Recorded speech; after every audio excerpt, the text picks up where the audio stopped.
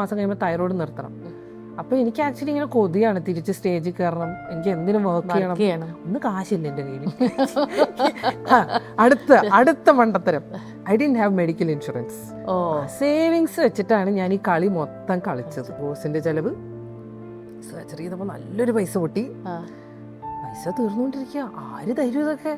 ആരും തരാനില്ല. എങ്ങനെയെങ്കിലും തിരിച്ചൊരു പണിയാവണം, എന്തെങ്കിലും. ഇത് റീസെന്റ് ആയിട്ട് ജുവൽ ഒരു ഇന്റർവ്യൂവിൽ പറഞ്ഞൊരു കാര്യമാണ്. പുള്ളിക്കാരത്തിക്ക് ക്യാൻസർ ഡയഗ്നോസ് ചെയ്യുന്ന സമയത്ത് പുള്ളിക്കാരുടെ കയ്യിൽ അത്യാവശ്യം നല്ല സേവിങ്സ് ഉണ്ടായിരുന്നു.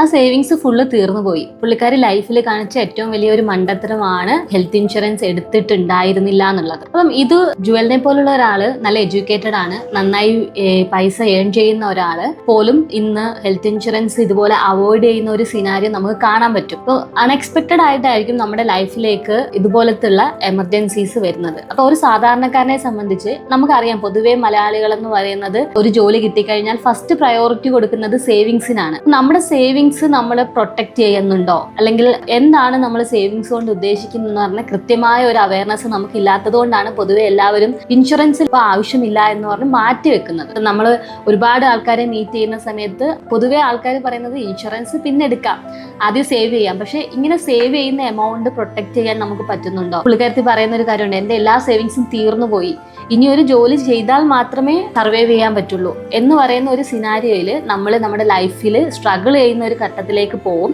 അതുകൊണ്ട് പൊതുവേ നമ്മൾ ഇൻഷുറൻസിന്റെ പ്രയോറിറ്റി എന്താണ് പ്രോപ്പർ ഒരു ഇൻഷുറൻസ് കൊണ്ട് പ്ലാൻ ചെയ്യേണ്ടതെന്ന് മനസ്സിലാക്കണം. അപ്പോൾ ഇൻഷുറൻസിനെ പറ്റിയിട്ട് കൂടുതൽ അറിയാൻ താല്പര്യം ഉണ്ടെന്നുണ്ടെങ്കിൽ കോൺടാക്ട് ചെയ്യുക.